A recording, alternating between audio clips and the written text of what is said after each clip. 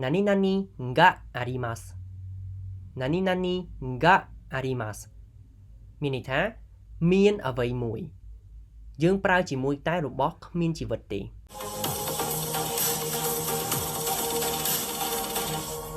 皆さんこんにちはសួស្តីអ្នកទាំងអស់គ្នាថ្ងៃនេះពួកយើងទៅសិក្សាអំពីវេយ្យាករណ៍ JLPT N5 បន្ថែមទៀតទាំងអស់គ្នាគឺ何々があります何々がありますមានន័យថាមានអ្វីមួយយើងប្រើជាមួយតែរបស់គ្មានជីវិតទេឥឡូវនេះថ្នាក់ភាសាជប៉ុនកម្រិតដំបូងគឺចាប់ផ្ដើមបើកហើយចំពោះអ្នកទាំងអស់គ្នាដែលចង់រៀនភាសាជប៉ុនតាមពីកម្រិតដំបូងមកអាចតាក់ទងមកខ្ញុំបានតាមរយៈ Telegram ដែលមាននៅក្នុងរូបដើម្បីសិក្សាវេយ្យាករណ៍ភាសាជប៉ុនបានដំបូងយើងត្រូវទៅសិក្សាអំពី Setsuzoku របស់វាសិន Setsuzoku គឺមានន័យថាដំណភ្ជាប់ណាគឺការយើងភ្ជាប់វេយ្យាករណ៍ហ្នឹងអញ្ចឹងចំពោះវេយ្យាករណ៍មួយនេះគឺមានភាពងាយស្រួលទេគឺយើងត្រូវការតែនាមតែមួយទេគឺយើងបូកជាមួយនឹង ga arimasu គ្រាន់តែចំពោះ ga arimasu នេះគឺវាមានទម្រង់ច្រើនទៀតគឺវាមានជាទម្រង់អតីតកាលទម្រង់បដិសេធអញ្ចឹង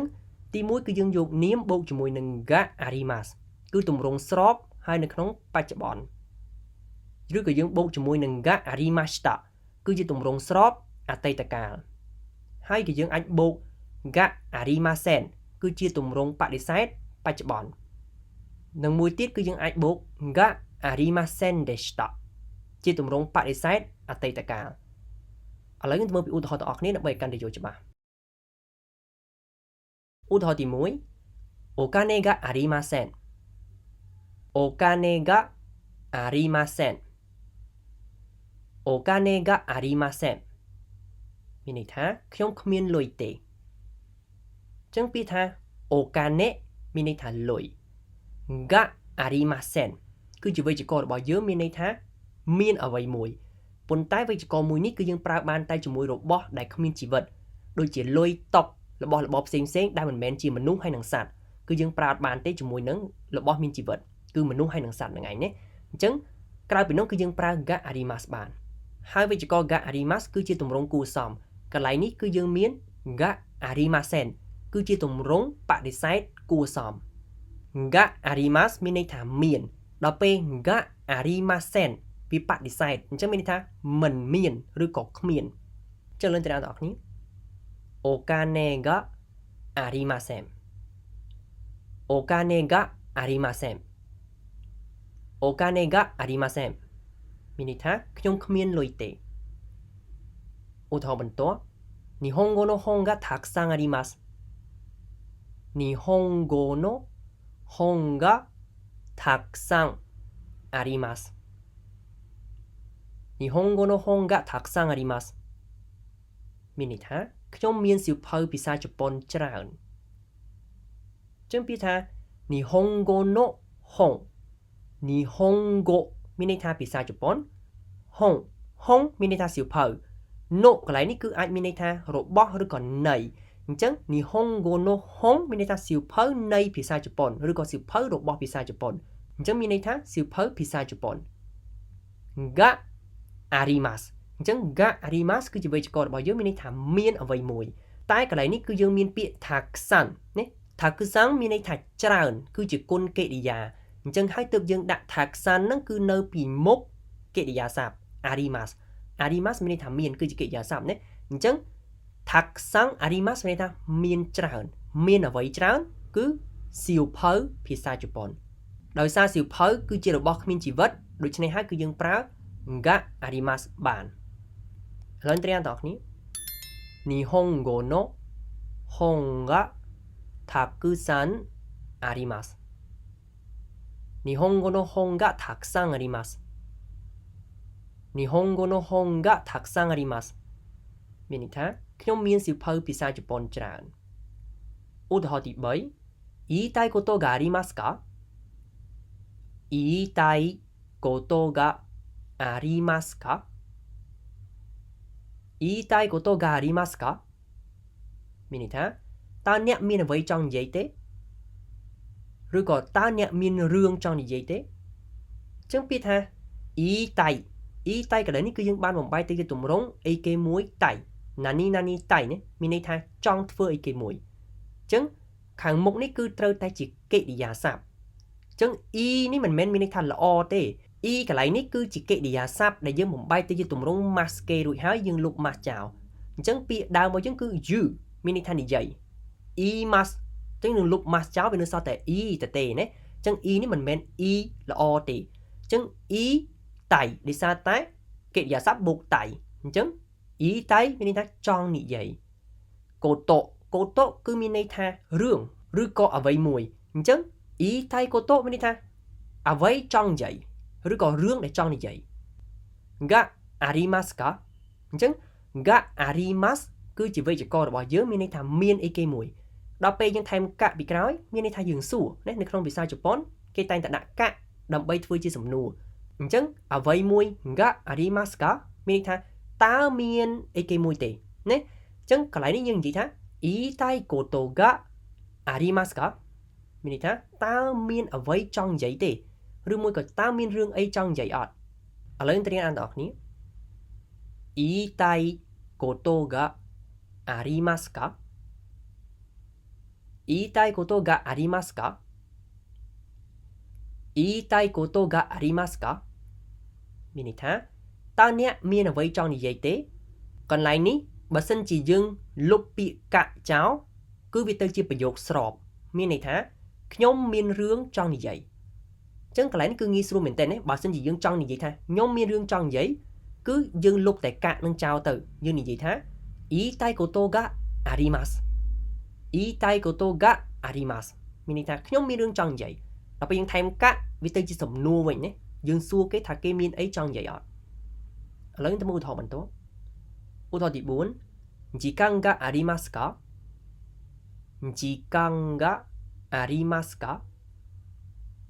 時間がありますかមានន័យថាតើអ្នកមានពេលវេលាទេអញ្ចឹងពាក្យថា時間មានន័យថាពេលវេលាឬក៏ម៉ោងがありますがありますជាវេយ្យាករណ៍របស់យើងមានន័យថាមានអ្វីមួយអញ្ចឹង時間がありますមានន័យថាមានពេលវេលាមានម៉ោងដល់ពេលយើងថែមកៈពីក្រោយវាទៅជាសំណួរអញ្ចឹងមានន័យថាយើងសួរគេថាតើអ្នកមានពេលវេលាអត់ក្នុងន័យមួយថាយើងមានការនិយាយឬក៏អីចឹងទៅយើងអត់ដឹងថាគាត់តនេឬមិនតនេទេអញ្ចឹងយើងអាចសួរថា時間がありますかមានន័យថាមានពេលអត់ព្រោះយើងអត់ដឹងថាតើគេទំនេរឬក៏អត់អញ្ចឹងយើងត្រូវសួរគេថា時間がありますかមានន័យថាមានពេលទេអញ្ចឹង時間គឺជានាមអញ្ចឹងហើយទើបយើងដាក់នៅខាงមុខ ga ណានាម ga arimasu មានន័យថាមានរបស់មួយនឹងឥឡូវត្រៀមទាំងអស់គ្នា時間がありますか時間がありますか時間がありますかមានន័យថាតើអ្នកមានពេលវេលាទេឧទាហរណ៍ទី5ゆうべ地震がありましたゆうべ地震がありましたゆうべ地震がありましたមានន័យថាយប់មិញមានរញ្ជួយដីអញ្ចឹងពាក្យថាゆうべមានន័យថាយប់មិញ地震មានន័យថារញ្ជួយដីがありましたがありましたគឺមានន័យថាមានប៉ុន្តែយើងប្រើនៅអតីតកាលមានន័យថាមានអ្វីនៅអតីតកាល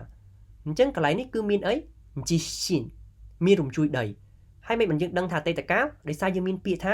យូ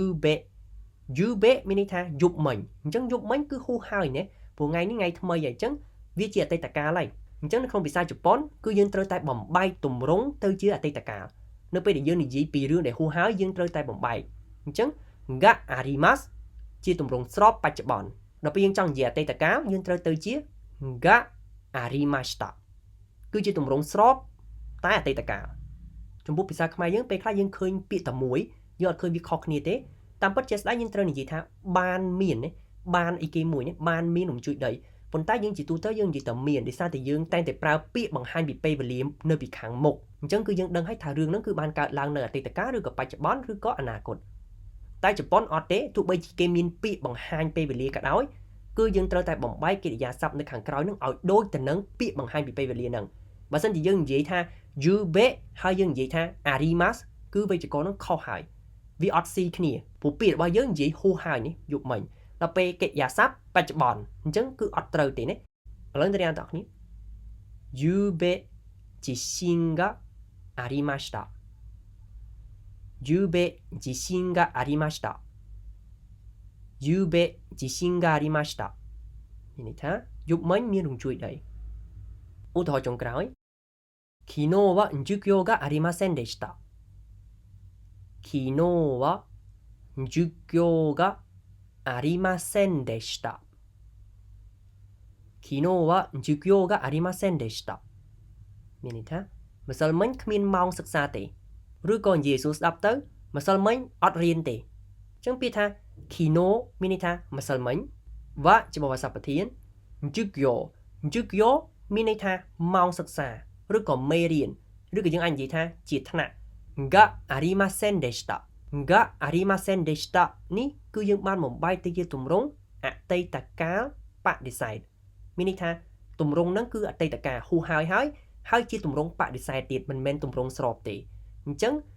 arimasen យើងដឹងហើយនេះ arimasen គឺមានន័យថាបដិសេធជាទម្រង់បដិសេធហើយ